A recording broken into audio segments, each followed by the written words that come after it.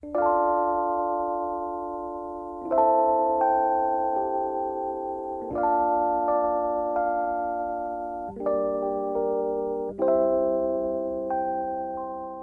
up, guys? So in the second video, we're going to talk about setting up for the bench press. So we talked about the back squat, specifically the back squat, the free weight back squat. A lot of stuff will have good carryover. I can talk about external rotation, talk about the need to be tight. So again, make sure you're watching these videos kind of in sync so they all kind of make sense. And again, learning these big movements helps a lot with the smaller movements. Okay, so again, we'll talk about the bench press. A good concept to remember, just like we're doing a back squat, our actual legs, our back are kind of moving the weight. That doesn't mean we're kind of static with our arms. We're not just kind of sitting like this with the bar relaxed. You know, we're getting really tight. We're pinching our elbows to our side. We're kind of shoving our elbows up so we can get in a tighter position. Same kind of thing goes for our legs during the bench press. So my legs aren't actually going to be moving the weight, obviously, but I do want them isometrically contracted. Therefore, I can kind of express more force in the arm. So we'll start with our foot position. So kind of depending on who you are, some people like to have their foot kind of spiked so their toe is pressing down towards the ground. A lot of people like to have their foot flat. I will recommend that people start with their foot flat. I think people will be more stable, and we'll also talk about how to get proper leg drive. I feel like a flat foot on the ground is going to be a better bet for most people. So I'll set up with my foot flat on the ground. Something else you'll notice, the relation of my kind of knee angle here. So I want people to always kind of focus on maybe not getting an extreme tuck here. So again, if you get such an extreme tuck, you see that my heels kind of come off the ground. But I do want to get kind of an acute angle, so less than 90 degrees at my knee here. So if I'm too far forward here, it's going to be hard for me to get tight, hard for me to get almost any leg drive. But if I scoot my feet back, so that I'm at an acute angle, maybe 60, 70 degrees. Now my glutes kind of turn on, and I can get better leg drive here. So first tip is make sure your feet are flat on the ground. Also, if you're gonna get into powerlifting, a lot of organizations will not allow you to spike your foot. All organizations, though, will allow you to have your foot flat. So that's kind of a good habit to get into. The second tip is just to make sure that your knee, that your foot is kind of at an acute angle, and you'll also notice that that makes my knee below my hip. So again, if you look at this with a side angle, my knee here when I tuck is below, look at like my quad angle. So this is an extreme example of my knee being higher than my hip. And then now as I get my foot back here and get a more acute angle, my knee will be below my hip. All right, guys, so we're kind of getting this second part of this. So again, talk about the first thing, we want our foot preferably flat on the ground if we can, and then having our feet back enough so our knee is below our hip. Okay, and then we want to make sure, and again, it helps when you're doing these things in sync, because if I mess up at my foot, or I mess up with my foot not getting far back enough, it makes everything else we're going to do harder. But if I'm doing these things correctly, you're kind of naturally in a good position. So the next thing I want to think about is kind of squeezing my glutes, flexing my glutes against the bench, and also kind of getting my upper back really tight, kind of jamming it up against the bench. So again, if you see, as I bring my feet back, it kind of puts me in that natural position to do that. So again, feet flat on the ground. Now that I'm scooting back, you can hopefully see that my glutes are getting tighter here. And then again, if I'm just putting all I have to do is put my feet out in front of me, and I can't get as tight. So again, it kind of makes sense. It puts you in a better position to get your feet a little more tucked. Now my glutes are flexed. My upper back is pretty tight, but the way you can get it tighter is kind of use the bar to get yourself in an unnatural position. So we'll talk. Okay, so we're talking about the upper back tightness and the grip again. One thing I wanted to make sure, you don't need an excessive kind of lower back arch here. You want to kind of feel natural. So again, it's more important that your upper back is getting tight against the bench than you're arbitrarily just kind of breaking here and arching really hard your spine. So make sure it's more about your upper back being tight than your lower back being arched. And again, I kind of want to show you a different angle, kind of what I'm talking about with this grip width. So again, I would tell most people, again, this is more of athletic, general population press. For someone my size, about 5'8", I would say probably your thumb starting right here and then wrapping around. So that would be about my middle finger on this first knurling. that's a little bit closer than I would go. I actually go my index finger here. So again, that's just kind of a good way to start. That's probably only a finger difference. That's maybe, you know, half to a quarter of an inch. Again, that's where I feel more powerful. I can go way out here and bench press like this, but then again, it probably shortens my range of motion. But I'm really narrow. My shoulders are narrow. I don't feel as powerful there. That's not my strongest position. So again, play with your grip width to find where you feel most comfortable and most powerful. And all in thrilling new living sound.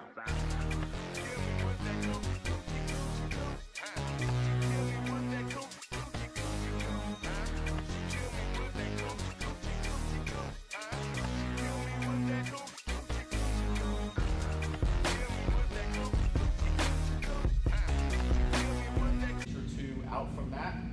Anyways, once you find your grip, you want to focus on, again, same thing we talked about with the squat, of screwing your feet into the ground. You want to do the same thing with your hand in the bar, so you're creating external rotation at your shoulder. When you look from the side, you can see the difference in my elbow. So again, I'm going to find my grip and use this bar to kind of get in a tighter position. So again, when there's no weight on this bar, it should probably move a little bit, just from all the force of applying, just being tight, okay? And then again, you can see, just as I'm creating external rotation here, that my elbows are moving. So again, you want to make sure as you're grabbing this bar, some people cue to bend the bar in half. That's a good cue for a lot of people. So again, you're trying to kind of get in a better stable shoulder position, breaking the bar in half, and creating external rotation so you're in a more stable press position. Once you've established your grip, again, mine's going to be my index finger on this first knurling here. Again, to review, my feet are flat on the ground. Also, another tip, if you have Olympic weightlifting shoes, I typically wear mine during the bench press because again, that elevates my heel a little bit. It helps me get a little more tucked. You can see as I tuck, your heels kind of come off the ground a little bit. So if you're wearing an elevated heel, that can help. So again, if you're not creating extra rotation, you're going to kind of have this big flare, kind of a 90-degree angle with your elbows. And for most people, it's going to cause some stress on their unwanted stress on their pec and some on their shoulder. But again, if you create extra rotation here, you'll kind of have a more natural 45-degree angle with your elbow and probably allow you to press more. So it's not just a safety thing. You are going to have less stress on your shoulder joint with a more tucked position, but you're also going to be in a stronger position as well. Just like a good example to give people, like if you're going to punch someone, no one really punches someone in a powerful position like this, like in a 90-degree angle. They usually punch somebody with a kind of a 45-degree angle. Watch any kind of good boxer, and that's a really strong position for people.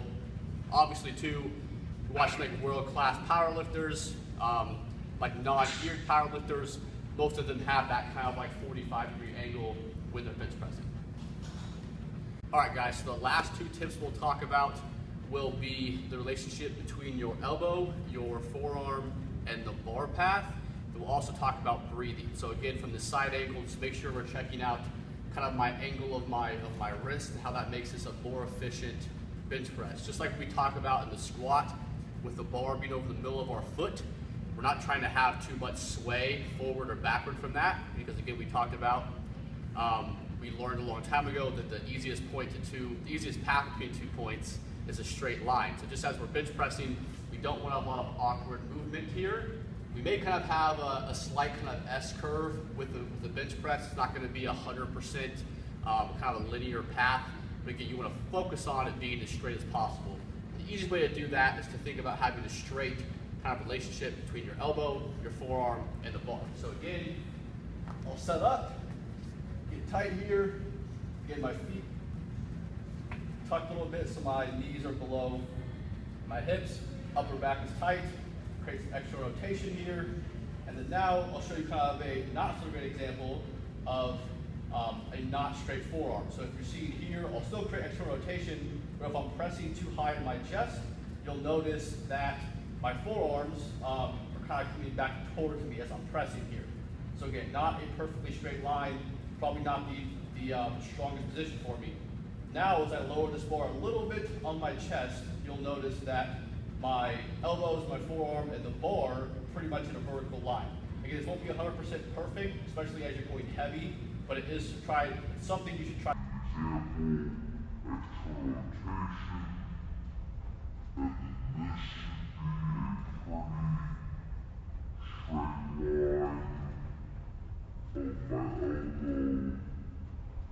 To strive for when you're bench pressing. So again, here's a good example, external rotation, and then this should be a pretty straight line of my elbow, my forearm, and the bar. So again, definitely something you want to strive for, not having kind of this relationship and pressing, and not really having this relationship and pressing, having a straight elbow, forearm, bar, okay? The last thing we'll talk about is breathing. I think we talked about this in the squat video. If not, it's gonna be the same exact thing. So what we want to do is take a big kind of breath, especially in the bench press probably, because your lower back can be kind of trapped against the bench. You're probably not gonna be able to get too much air in there. You wanna think about getting breath kind of into your stomach and maybe a little bit into your chest if you're a power lifter, because that will kind of cause your chest to lift a little bit, and that will make your range of motion, you know, maybe even half an inch less. So that can help a little bit. But again, the key thing is we're trying to kind of create some abdominal pressure there and actually holding our breath through an entire rep.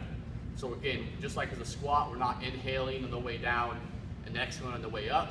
We're taking a big breath, we go up, down, release, big breath, up, down. Same exact thing for a bench press. So again, we'll set up here. And I would even recommend taking a big breath after getting out of the rack. So I would go, then I would exhale here before I'm gonna press. And then again, before my first press, I'm gonna inhale, hold my breath through the rep. Again, that's an example of a pause bench press. Then I would kind of exhale here, take another big breath. Also, another tip I talked about in the squat video, pressing your tongue against the top.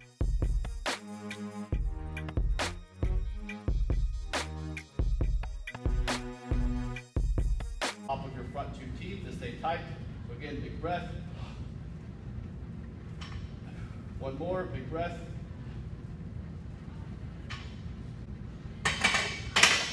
That's pretty much how you'll breathe during a bench press. So again, just kind of review all maybe like 6 to 8 tips we went over. First thing we talked about was having our foot flat on the ground if you can. Make sure you're having kind of some kind of heel tuck. That way your knee is below your hip. Make sure your glutes are flexed against the bench press. Then make sure your upper back is tight here. Again, it doesn't matter so much that we're having an arched lower back. It matters more that we're getting a tight upper back. Then make sure when we're on the bench, we're creating external rotation at the bar. Make sure you individualize kind of like your grip width that you're most powerful in. Also, you can individualize that, finding where your straight forearm is. So if you're finding that your forearm is really not in a straight angle, you can probably adjust your grip out a little bit until you find that straighter angle. That's kind of the next tip. Make sure that you're pressing the straight line as possible with your elbow, wrist, and the bar kind of going in line. Then the last tip is being breathing, taking a big breath in, holding it, pressing. After you finish each rep, you can exhale. So that's the bench press video, guys. Thank you for watching, and I'll see you in the deadlift video.